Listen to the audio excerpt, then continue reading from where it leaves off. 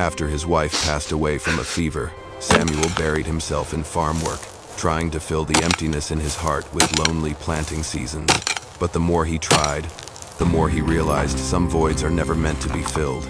Only Dust, his old but loyal horse, remained as the last thread tying him to life. Every morning, Dust would stand waiting for Samuel to open the stable door. Every night, the horse would nuzzle its head into his hand, as if asking, "Are you still hanging in there?" So that night, when the sound of the stable door being slammed echoed into the lonely darkness, Samuel shot upright. He ran outside just in time to see Dust charging into the night, as if something was chasing him. Samuel could not fall back asleep. He sat on the front steps, the oil lamp flickering, his hand gripping the worn-out reins. Losing Dust. He knew that would mean losing the very last thing keeping him from falling into the depths of solitude. The night wind swept across the wide, endless land, carrying the sound of insects and a loneliness so deep it sent chills down the spine.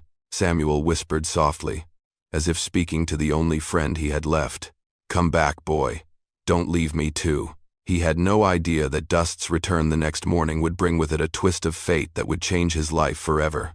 The sun had just begun to rise above the rocky ridges when Dust appeared on the trail, panting heavily. Sweat streaked in patches across his silver-gray coat.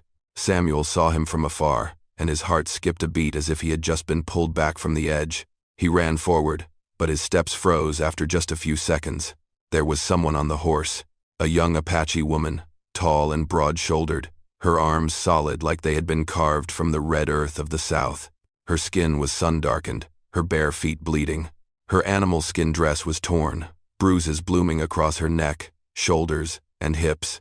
She looked on the verge of collapsing, her hands barely clinging to the horse's mane to keep from falling off. Samuel stood still.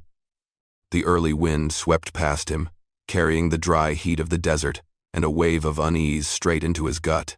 He knew right away she was not just a wanderer. The marks on her body were the marks of someone being hunted. Dust stopped right in front of Samuel, breathing hard like he had galloped a long way to protect a life. The girl looked up.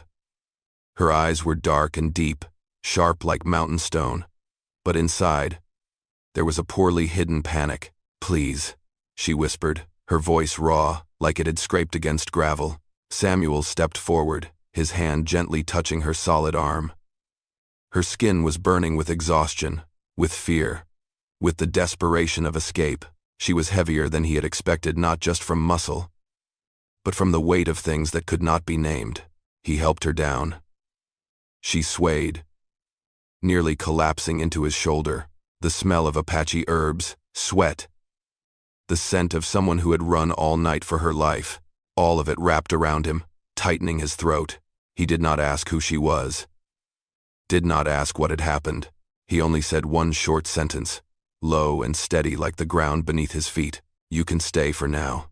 Tala, that was the name she gave when he brought her into the cabin. In the dim light of the wooden house, Samuel placed a bowl of water beside her, then searched for cloth bandages, setting them on the table without a word. Tala looked at him. Her eyes had lost their edge now. They held only exhaustion and gratitude. She placed her large, sun-darkened hand over her chest and murmured something in Apache that Samuel could not understand, but he felt it. A thank you. From the heart. That day, the silence inside the cabin was no longer empty. It was the beginning. Tala slept for nearly an entire day before she finally woke up. When Samuel stepped into the cabin, she was already sitting up, an old blanket draped across her thighs, her dark eyes following his every movement, as if needing to be sure this was still a safe place. Morning sunlight slipped through the gaps in the wooden boards, casting light on her broad shoulders and firm arms, the features of someone raised among stone and hardship. Samuel placed the cast-iron pot on the stove, and the smell of warm corn porridge began to fill the room. Tala watched him, her cheeks tightening as she tried to hide her hunger. Without saying a word, he set a bowl down in front of her. She bowed her head, not in submission, but in what seemed like an Apache ritual of respect. After the meal, Tala stood, her steps a little unsteady, but her eyes full of resolve.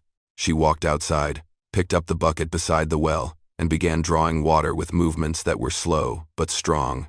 Samuel stepped forward to help, but Tala shook her head.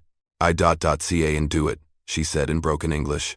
She said little, but every word carried the weight of a promise that she would no longer be a burden to anyone. In the days that followed, they lived in a quiet rhythm, strange but warmly comforting. Tala repaired the stable roof, tying wooden beams with hands that were no different from a man's. Samuel taught her how to sort corn seeds, how to tell good soil from dead earth. Tala did not say much, but she understood quickly, her eyes sharp like those of a wild wolf, observing every detail. One afternoon, Samuel cut his hand on a saw blade. Before he could even react, Tala had pulled his arm toward her. She knelt, opened a small pouch tied at her waist, and took out a handful of dried herbs. A spicy, earthy scent rose into the air as she crushed them and pressed the mixture onto his wound. "Apache heal fast," she said softly, her voice low but strangely warm. Her strong fingers touched his skin so gently that Samuel's heart skipped a beat. That night, Samuel placed an old but sturdy pair of boots outside the spot where Tala slept. Beside them was a loose gray shirt. Tala looked at the items, then looked at Samuel. Neither of them spoke, but her gaze softened like a warrior, suddenly touched by something she had not dared hope for in a long time: kindness. As night fell over the red earth, the little cabin no longer echoed with the howl of wind slipping through the walls. It was filled with the breath of two people who seemed to have nothing in common yet were quietly healing each other, piece by piece. That night, the wind over the red earth blew softly, carrying the scent of dry grass and the natural flute song of the desert. Inside the cabin, the flickering firelight danced across their faces: a man once broken by loss, and a muscular Apache warrior woman, strong but bearing the scars of a heavy past. Tala sat by the fire, her long legs folded, the shadow of her solid arms cast onto the wall like the silhouette of a warrior who had never allowed herself to be weak.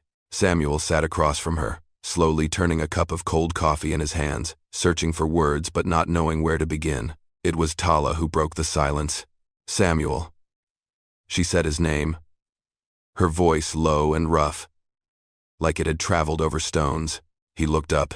Tala placed a hand over her chest, as if touching the deepest place of pain. "Family. Gone." Samuel did not ask why. He just waited, his eyes softer than usual. Tala stared into the flames, her gaze deep and dark as a desert well. "When I was little, white men came. Village burn. Mother hide me. She not make it." Her hand clenched, the muscles in her arms rising as if ready for battle. But her voice trembled, a sound Samuel had never heard from this fierce woman until now. "Since then, men take me. Sell. Trade. Beat. I run, always run. No place to stay." Samuel felt his throat tighten. Someone as strong and powerful as Tala had spent her life without anyone to protect her. He set the cup down and opened up for the first time in years. "Tala, I know loss too." She looked up, her eyes steady, as if listening not just with her ears, but with her heart. "My wife," Samuel began, his voice dropping low, trembling just slightly. "She died from fever. I tried everything, medicine, doctors, prayers, but I still lost her." He looked down at his calloused hands. "Since that day, this house has not heard laughter. I just worked, just tried to survive one more day. There was nothing left worth holding on to." Tala moved closer, her dark eyes warm like glowing embers. "You strong," she said. "Heart, strong." Samuel gave a soft laugh, not out of joy, but release. "No, Tala, I am tired. I just never met someone who made me want to live again." Tala's gaze wavered. She reached out her large, warm, scarred hand toward Samuel. He took it, like two souls worn down by the desert wind, finally finding the right place to rest. That night, they stayed beside each other, without needing to touch much. But the truth was already clear. Two people who once seemed like strangers passing through each other's lives were quietly stepping into each other's hearts. Thank you so much for being here. If this story reminded you of days long gone, dusty red evenings, the sound of hoofbeats echoing deep in your chest, go ahead and subscribe to my channel, so that each day we can sit together again, and I will tell you another story from the West. That afternoon, The sky over New Mexico darkened, even though the sun still hung high above the ridge. The wind shifted, carrying a swirl of dry dust from the distance, a sign of something folks on the frontier always feared: uninvited guests. Samuel was fixing the fence when Dust suddenly let out a sharp whinny. The horse stomped his hooves against the ground, head raised, alerting that strangers were near. Samuel wiped the sweat from his brow, turned around, and saw 3 riders emerging from the red haze. 3 men, anyone with a pair of eyes could tell what kind they were. Hounds, trackers, slave hunters. They stopped in front of the cabin, their eyes scanning the house, pausing at Tala, who stood just inside the doorway. That look made Samuel tighten his grip on the wooden beam in his hands. The one in the middle, with a long scar slicing across his cheek, spoke first. "Yesterday evening, we saw a tall Apache girl, broad shoulders, run past this way." He glanced toward the cabin, a crooked grin spreading across his face. "And we're also missing a gray horse that looks an awful lot like that one." Samuel understood immediately. These were the traffickers Tala had escaped from. He dropped the beam and took 1 step forward, his eyes cold as desert wind. "Dust does not belong to you." The scarred man shrugged. "No big deal. We came for the girl. Big, strong Apache like that fetches a damn good price. Hand her over, farmer. Unless you want to die today." Samuel said nothing. He stepped back, opened the rear door, and returned with a shotgun resting firmly in his hands.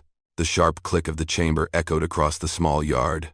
Tala stood behind him, her dark eyes narrowing like blades, her broad shoulders lowering into a stance ready for battle. But Samuel held one hand out behind him, stopping her. He stood in front of the cabin door alone, facing 3 men with guns, horses, and filthy intentions. His voice was low, steady. Not a single tremor. "She's not yours." In that moment, the air itself seemed to hold its breath. The scarred man squinted. "Well, look at that. You sweet on that muscled-up Apache girl?" He spat into the dirt. "Let me tell you something, farmer. We came to take back what's ours. You stand in the way, you die first." Samuel raised the shotgun a little higher. He did not blink. "Try me." The 2 men flanking him started to move, hands drifting toward their weapons. Dust let out another cry, and the tension snapped tight like a bowstring ready to break. But then, the scarred man held up a hand to stop them. He clenched his jaw, rage flashing in his eyes, but he turned his horse around. "Fine, keep her. But we'll be back with more men.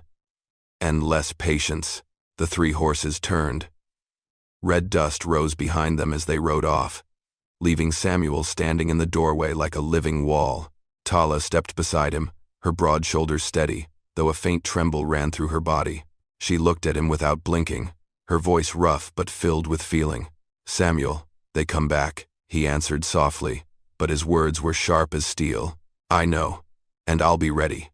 That night, Samuel added more wood to the fire in the cabin. The golden flames flickered against the wooden walls, casting light onto his tense face.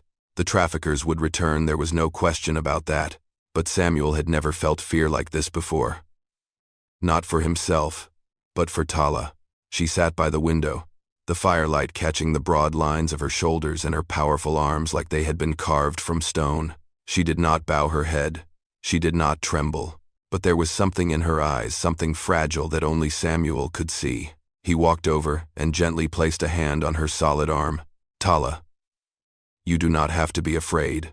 I will not let anyone lay a hand on you again." She turned to look at him, her dark eyes flashing with an inner battle. Her whole life had been running, fighting, fearing.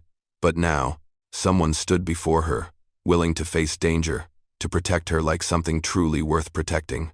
Not because she was weak, but because she deserved to be protected. Tala stood, stepping close to him. She was half a head taller, her shadow falling over him like the silhouette of both a warrior and a woman searching for shelter. "Samuel." Her voice rasped. "No one has ever been this kind to me." He opened his mouth to say something, but Tala placed her large, warm hands on his face. Her eyes burned with a light Samuel had never seen before, a mix of gratitude and a deep yearning to belong to someone. Then she whispered, slowly, each word falling like a vow, "Let me feel you tonight." Samuel stood still, His heart clenched as if someone had grabbed hold of it. He had been afraid to love again, afraid of loss, afraid of opening up. But Tala was here. The strongest woman he had ever met, and at the same time, the most wounded. He placed his hand gently around her waist, feeling the warmth of her skin and the faint tremble beneath her muscle. Tala, I will never let you hurt again. If you choose me, I am here. She lowered her head, resting her forehead against his, a sacred gesture among the Apache, shared only with those they trust completely. I choose you, she said softly, but with the certainty of a mountain. In the small cabin, beneath the glow of the fire, two people long broken held each other tightly, not out of fleeting passion, but because they had finally found where they belonged. And that night, for the first time in years, Samuel no longer heard the howling wind outside the desert. All he heard was the heartbeat of Tala, and his own. The next night passed like a wire stretched to its breaking point. No promises were needed. Samuel and Tala both knew the traffickers would return, and this time, they were not coming to talk. Just as the sun slipped behind the red mountain ridge, the sound of hooves echoed from the distance, steady, heavy, and many.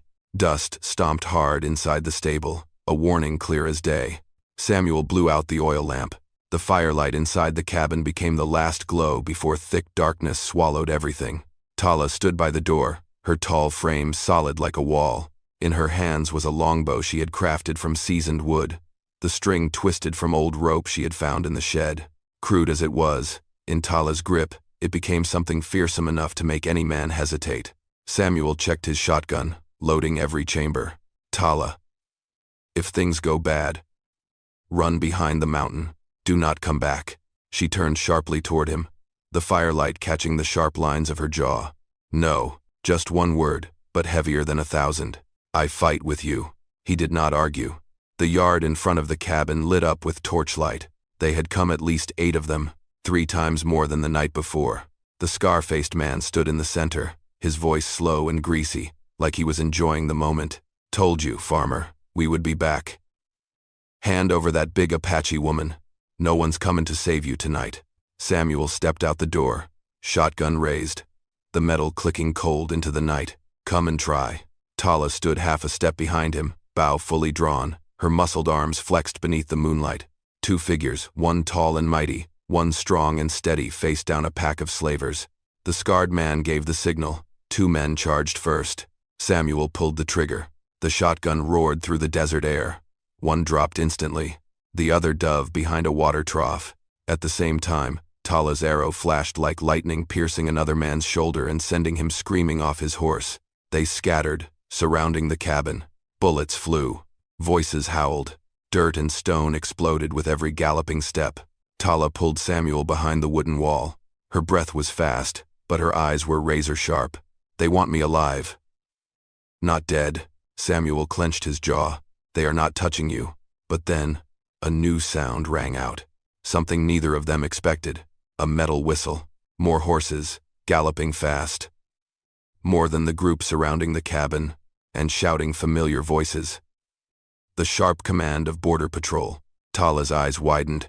Samuel looked toward the trail. More torches appeared, strong, bright, moving in formation. It looked like the Border Patrol. The traffickers glanced at each other, panic flashing across their faces. The scarred man cursed, and in that moment, the scales of fate finally began to tip toward Samuel and Tala. The sound of horses from the north thundered like a living storm, breaking through the night over the New Mexico frontier. Torches blazed in a long line. The scarred man turned his head and went pale. Border Patrol. Damn it, it was the Lincoln County Patrol. Led by Jack Hollister, a longtime friend who had worked beside Samuel many years ago, riding straight into the fray. Jack shouted, "Drop your weapons. You are wanted for kidnapping and human trafficking." The traffickers panicked. Some tried to run. Others pulled their guns and fired back. But the patrol's aim was swift and overwhelming. Within minutes, the yard around the cabin became a chaos of gunfire, hooves, and men hitting the ground. Samuel stood in front of Tala, shotgun in hand. One man tried to slip behind the cabin, but Tala was waiting. She swung her powerful arm and punched him square in the face. He dropped like he had been hit by a falling boulder. Samuel called out, "Good hit!" Tala exhaled, the corner of her mouth lifting like it was the first time anyone had praised her as a true warrior. The scarred man tried to flee. He kicked his horse through the fence line, but Jack spotted him. "Samuel, stop him." Samuel did not hesitate. He leapt onto Dust. The old horse surged forward like he had shed 10 years, chasing the fleeing man. The scarred man turned back and fired wildly. Samuel ducked low. Dust veered sharply, dodging the shot. As the distance closed, Samuel shouted, "Stop! This is my land, you are not escaping." The man looked back just as Samuel grabbed his shoulder, dragging them both down onto the rocky dirt. Dust exploded in a cloud. The scarred man fought back, but Samuel pinned his arms and tied him down like a calf at branding time. When Samuel led the prisoner back to the cabin, Tala stood in the middle of the yard, moonlight wrapping around her tall, strong frame, but her eyes were soft in a way that caught him off guard. The patrol had captured the rest of the slavers. Jack walked up and clapped Samuel on the shoulder. "You saved a life tonight." And more than that, Tala looked at Samuel, her deep black eyes shimmering not with fear, but with the weight of release. She stepped forward and placed her large, warm hand over his chest. "Samuel, I am free now. Because of you." He took her hand, gently squeezing it. "From the moment you came here, you already belonged." The night wind swept across the dry land, but for the first time, it did not carry only dust. It carried the warmth of a true home. Samuel's little cabin, once filled only with the sound of wind, was now full of breath, of laughter, and a future neither of them had ever dared to dream of. My friends. In the heart of a dry desert, Samuel and Tala found each other not by chance, but because they both chose to open their hearts after losses that nearly broke them. Their love was not built on promises or perfection. It was built on kindness and the courage to stand beside one another in the middle of the storm. Their story reminds us, sometimes, the strongest healing does not come from time, but from someone who steps into our life and gently says, "You are not alone anymore." It has been an honor to tell you this story. I truly hope that wherever you are loved, protected, and never forgotten. I love you all, my treasured audience of Wild West storytelling. Let me know what you think about this story. Leave a comment below. Type number 1 if you enjoyed it. And do not forget to subscribe to the channel for more gripping tales from the Wild West.